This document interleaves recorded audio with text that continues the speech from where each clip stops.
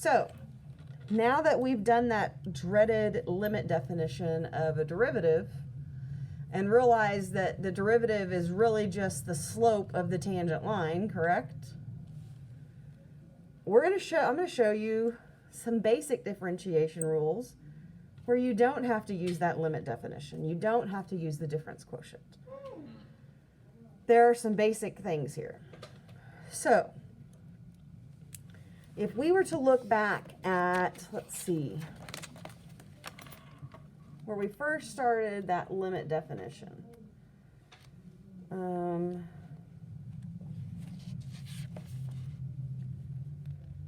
we get to use our calculator. No, No. you don't need your calculator. So, for instance, when we did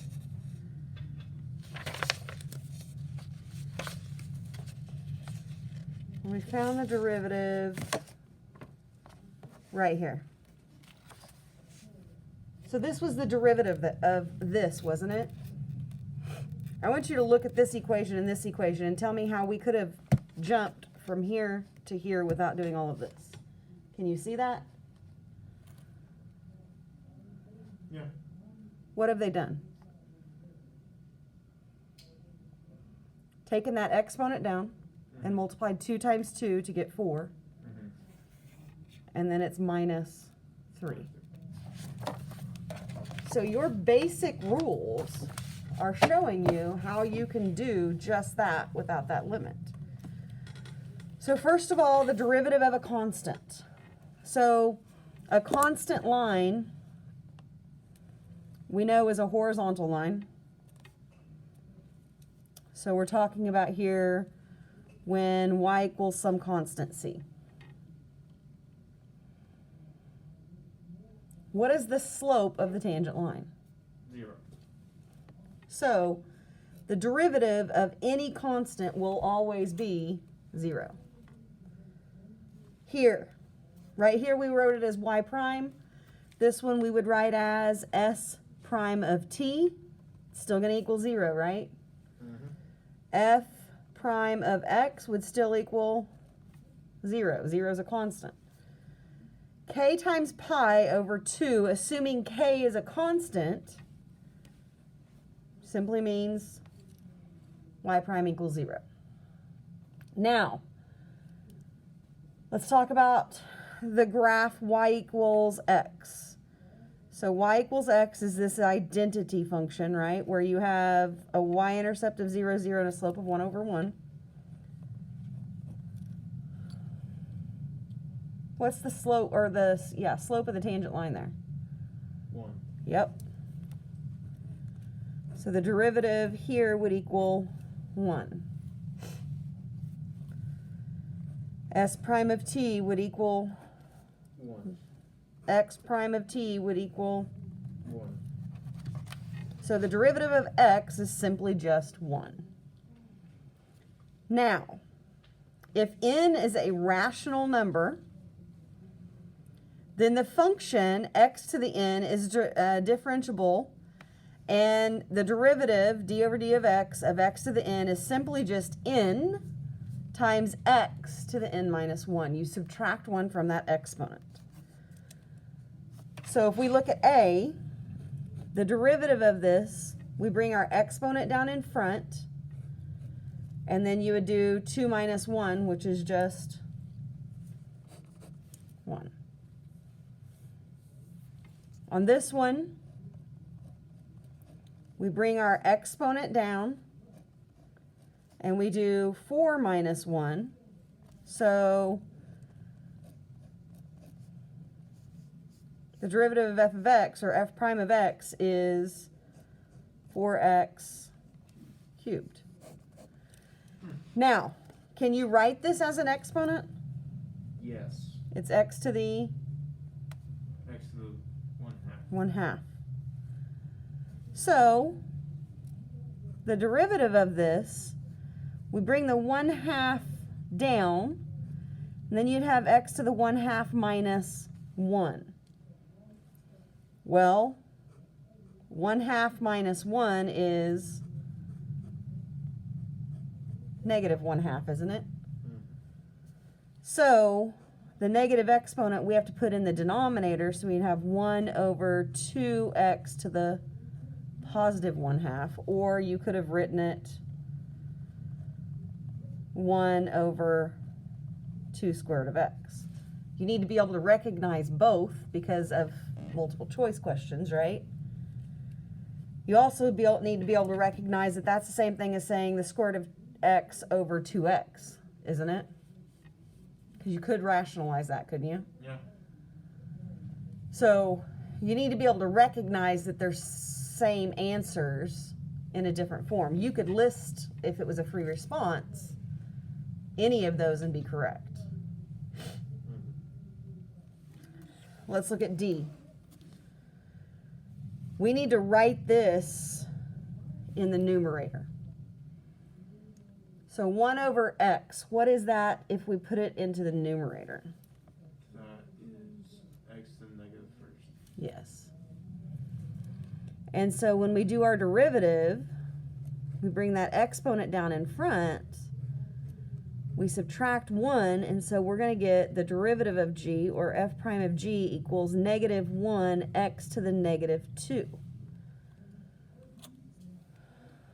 But we need to put that negative 2 in the denominator, so we'd get negative 1 over x to the positive 2.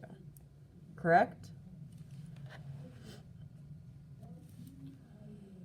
So looking at E, what would we have? What would this one be? Before we do the derivative? X to the negative 2? Yep.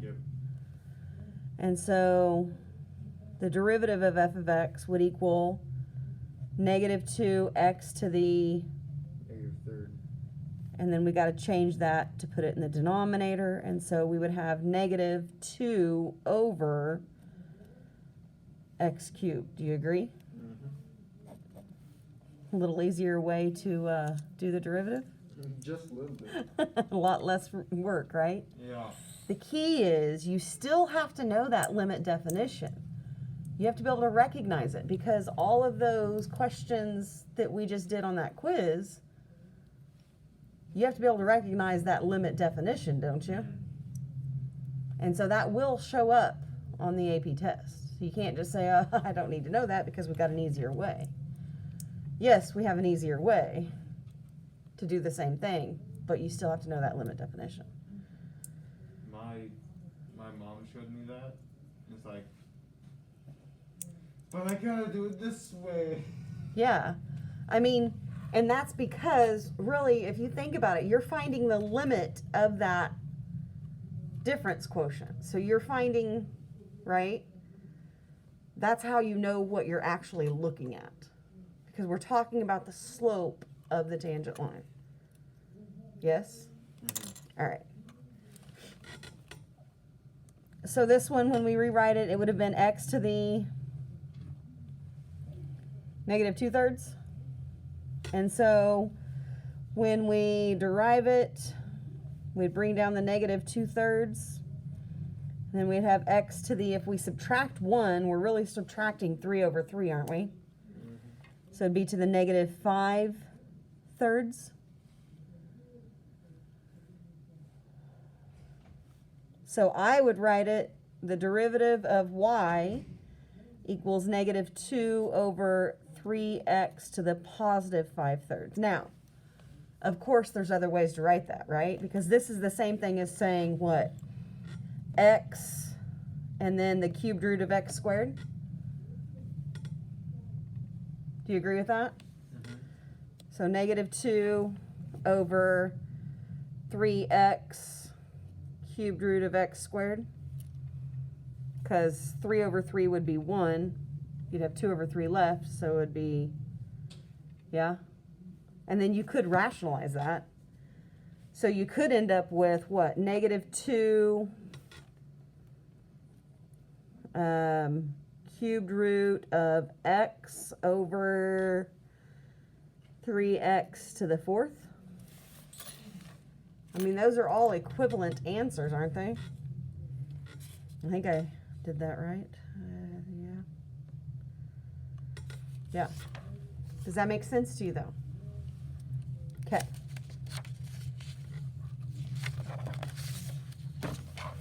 All right, the general power rule. Essentially what it states, just like I showed you on that first one where it was 2x squared, we did 2 times the exponent 2, right? Well, essentially you're doing the same thing here. If you have a power in front, you still bring that exponent down, you're just multiplying those two.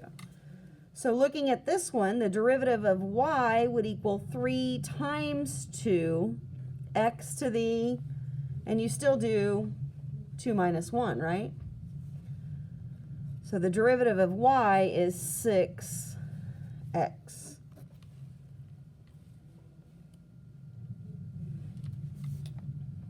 Here, we would have negative 5 times 3 t squared. So that would give us the derivative of s of t, or s prime of t, equals negative 15 t squared. Yes? What about c? We need to rewrite that one first, don't we? How would you rewrite that one? What is this? 6x to the 1/2, right? Mm-hmm. Do you understand that? So then here, So it would be 3x, or 3x to the negative 1/2. so 6 times 1/2, x to the negative 1/2. So you said that is 3, but then we need our x to the 1/2 in the bottom, don't we? 3 over square root of x. Or 3 square root of x over x. Yep. Or, so this would be equivalent to 3 over x to the 1/2.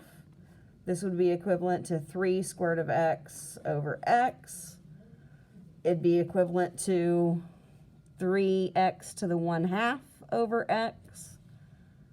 Right? There's a multitude of different ways. This would probably be the most acceptable, but all of those would really be correct. All right, looking at D, we need to rewrite that one first, don't we? Yep.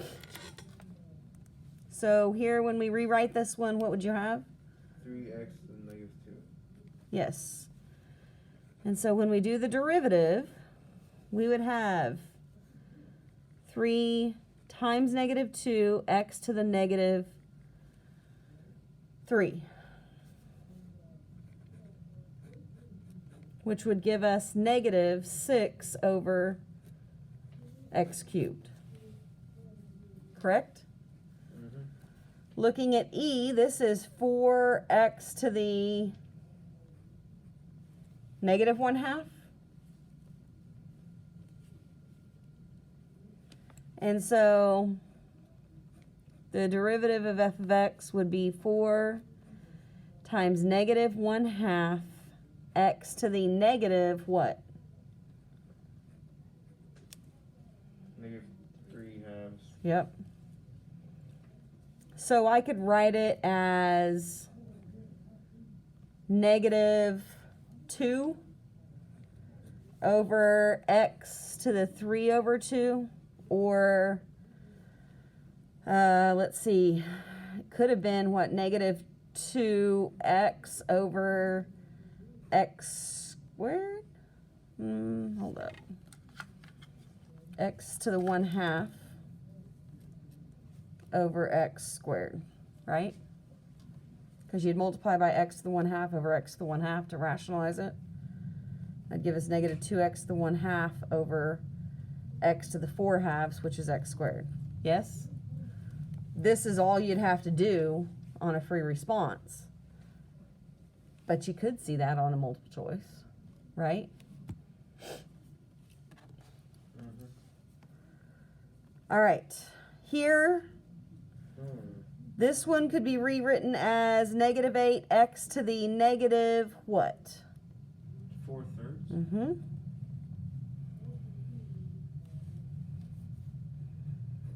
So then when we do the derivative, we have negative 8 times negative 4 over 3. X to the negative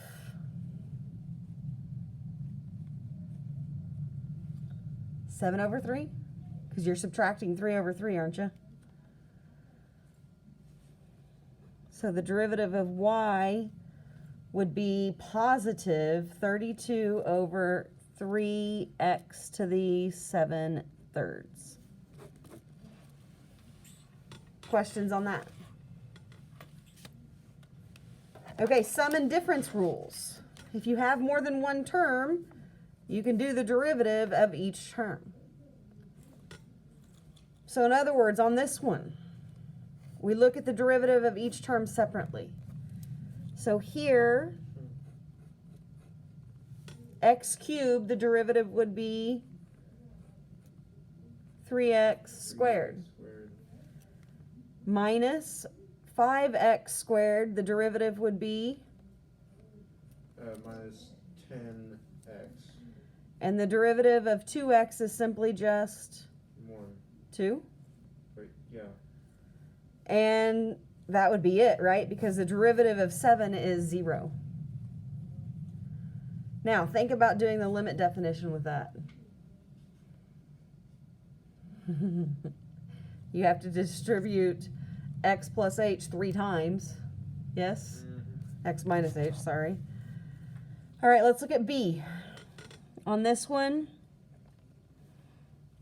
we would have 2/5 times 5, x to the 4th, correct?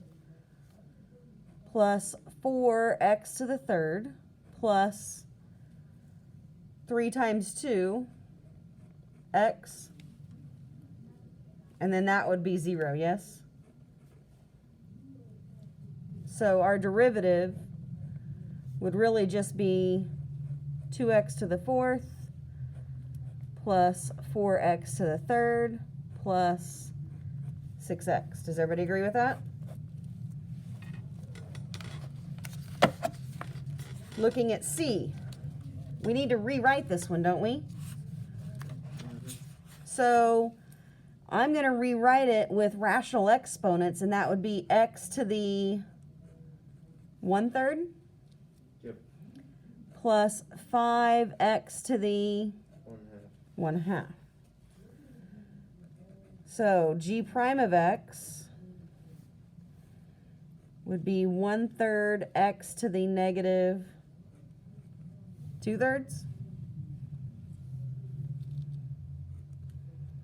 plus 5 times 1/2 x to the negative 1/2. Do you agree with that?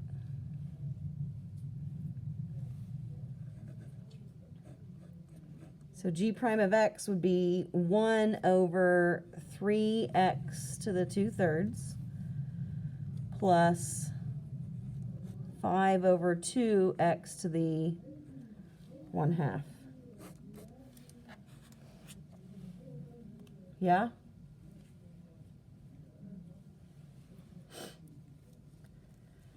On D, I really need to rewrite that one.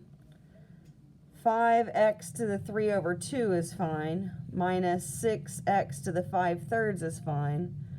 But that 4 over x really needs to be 4x to the negative 1, doesn't it? All right, so then when we do our derivative, we have 5 times 3 over 2, x to the, if we subtract 1, we're subtracting 2 over 2. So we would have 1 over 2 left. Minus 6 times 5/3. X to the, if I subtract 1, I'm subtracting 3 over 3, so that would be 2/3. Plus 4 times negative 1, x to the negative 2. So cleaning that up, y prime would be, what, 15 over 2 x to the 1/2 minus, that would be 10 x to the 2/3 minus 4 over x squared. Almost weird.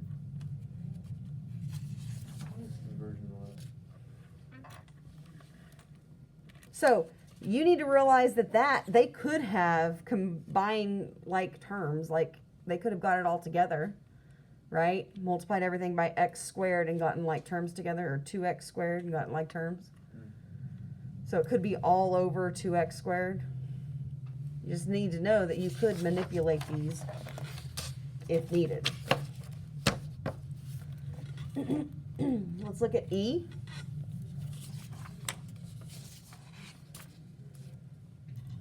So looking at E, I need to rewrite these, don't I?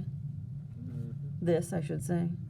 So 3x squared is good, but here I'd have minus 4x to the negative 2 plus 2x to the 1/2. Do we agree? Yep. And so the derivative of h of x, or h prime of x, would be 3 times 2x to the first power, or just x, minus 4 times negative 2x to the negative 3, plus 2 times 1/2 x to the negative 1/2, isn't it? So the derivative of h of x would equal 6x plus 8 over x cubed plus 1 over x to the 1/2, or 1 over the square root of x. Agreed? On F, what do you think we need to do on that one?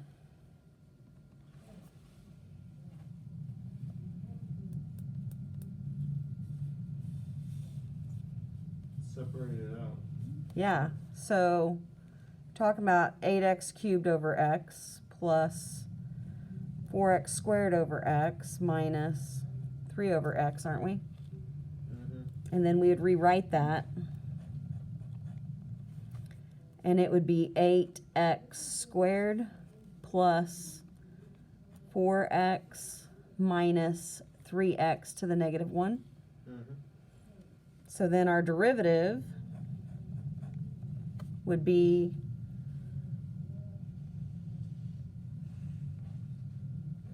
eight times 2x plus 4 minus 3 times negative 1 x to the negative 2, right?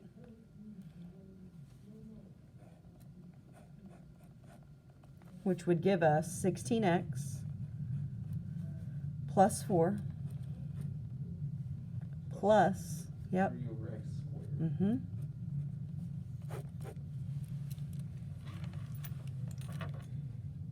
This is fun. What about 16x cubed plus 4x squared plus 3 all over x squared?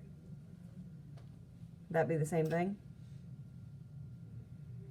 You'd have to multiply by x squared over x squared and x squared over x squared. It's the same thing, isn't it? Getting a common denominator. Put it all over x squared. Just like this was all over x, right? Okay. Derivatives of sine, cosine, and tangent functions. So, the derivative of the sine function is the cosine function. Consider where the sine function increases, the cosine function is positive and vice versa. So, first of all, the derivative of sine of x is cosine of x. You have to know these. The derivative of cosine x is negative sine of x. And the derivative of tangent of x is secant squared x. Again, you must know those three things. Now, this is the sine curve. Do you agree? So let's look at the sine curve and let's look at the cosine curve. Now, remember when we had a slope of 0, when the tangent line, the slope was 0. That was here, that's at pi over 2, right? What does that translate to when we're talking about the derivative of sine of x is cosine of x, right? So you can see here when we had a maximum that corresponds to an x-intercept for your derivative graph, correct? Or your slope graph. Yes? Now here, our slopes are increasing. Do you agree with that? And what do you notice? It's above that x-intercept here, isn't it?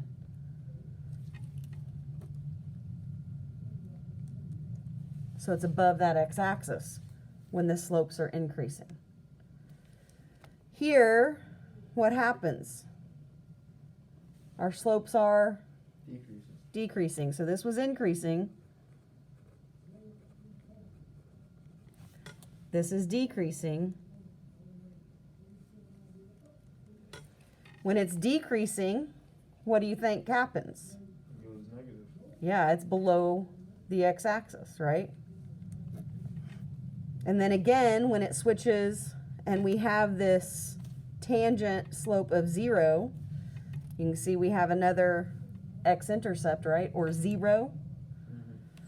And it's back above the line. Now, do you remember what this point right here is called, where it changes from concave down to concave up? Ooh, does it start with an I? Mm-hmm. It's either inflection or slope. There's another one that sounds. No, you're right. Point of inflection. Yeah, point of inflection. This is our point of inflection, right?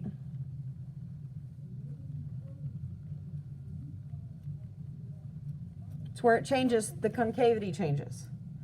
And what corresponds to that point of inflection? The minimum on the. Yeah. And same thing here, if we were to continue on, you know, this would be a point of inflection-ish right in there. And so you can see there, that also corresponds to a maximum, right? Now I want you to see the minimum is where it changes from concave down to concave up. A maximum occurs where it's concave down to concave up. Or sorry, concave up to concave down. Yes? Does that make sense to you? So this was back increasing, and we can see that it's above the x-axis. So that helps you when you're graphing from a function to a derivative, right? You can look at the concavity. You can look to see where is your tangent line 0. Where's the slope of the tangent line 0? That helps us with zeros of the functions or of the derivative. So right here, this was when the derivative was 0, right? The slope of the derivative line was 0.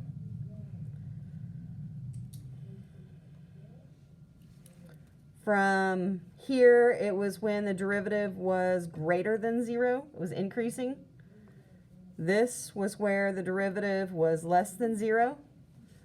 This was when the derivative was greater than 0 again, yes? All right. Okay, so grab your graphing calculator because I'm going to show you how to graph the derivative.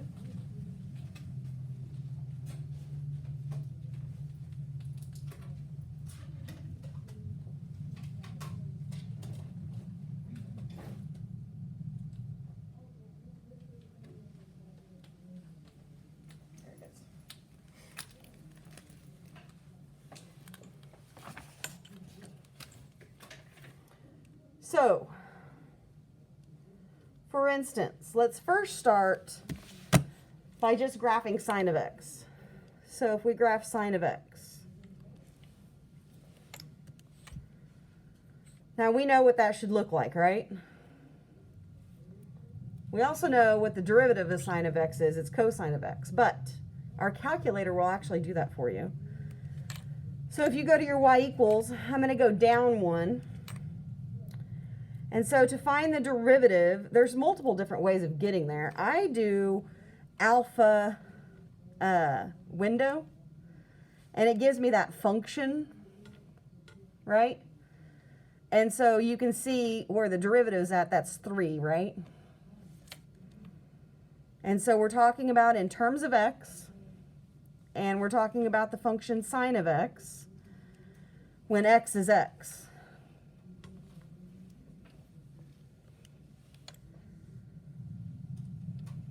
And you can see there, it graphs the derivative, which is cosine of x. Yeah? Okay. How wide is yours out? Huh? Mine's just in a standard window. Oh, 10 by 10 window. what is going on with mine? Just do zoom 6. Oh, yours is in radian. Maybe that Oh, might be it. I'm that's not possible. Sure. Yep. that's- Calculus, you're pretty much always going to be in radian. Yeah, I just had it in degree because that's what we were doing in physics. So before the AP test, you always want to make sure that it's in radian, because that will definitely mess you up. All right.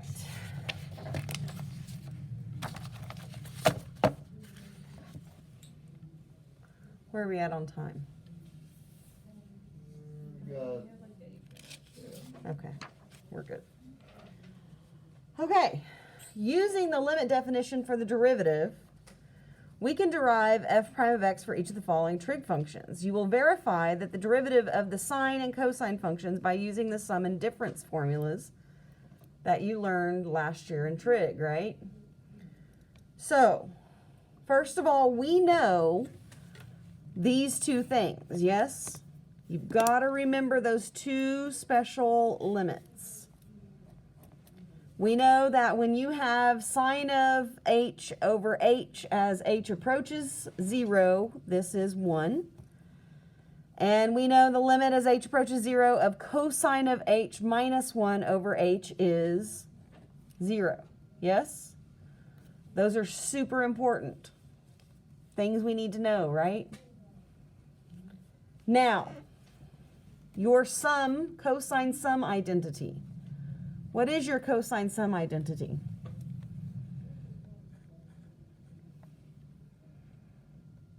That's why we went back and did these at the beginning of the year, right? Yeah. I always get them like, I know what it should look like, but I always switch them.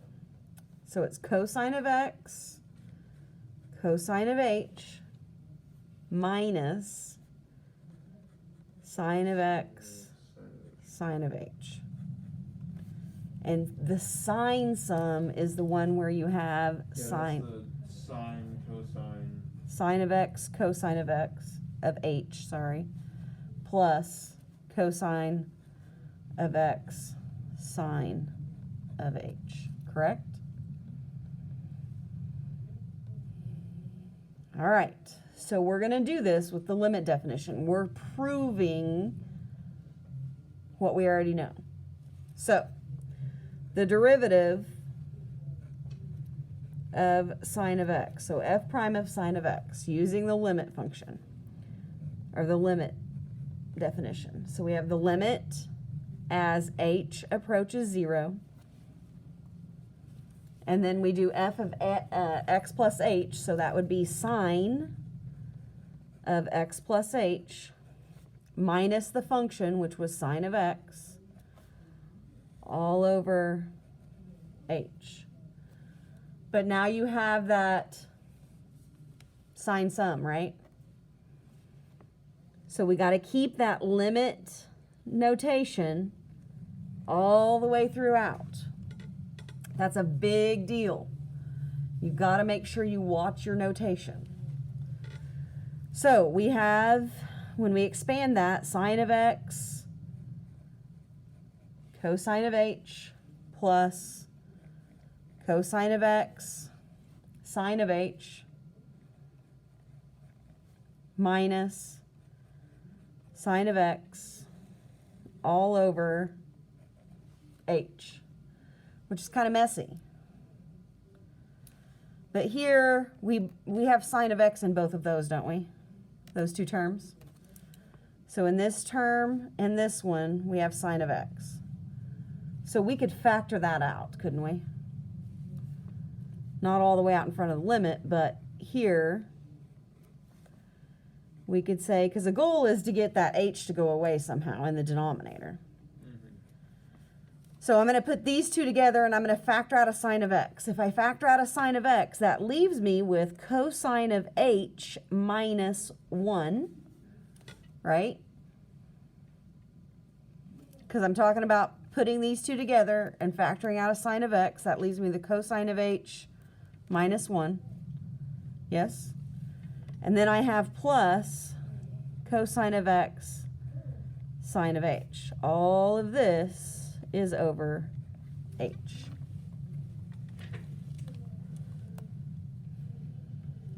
Now I want you to think about something. We have two things added together, right? Two terms at this point. If I put them each over h, is there something we could cancel out? Yeah.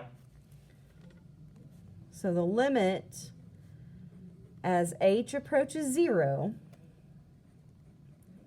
of sine of x times cosine of h minus 1 over h plus cosine of x times sine of h over h, right? Well, what do we know about this That equals 0. and this? That equals 1. So we said that one was 0 and that one was 1.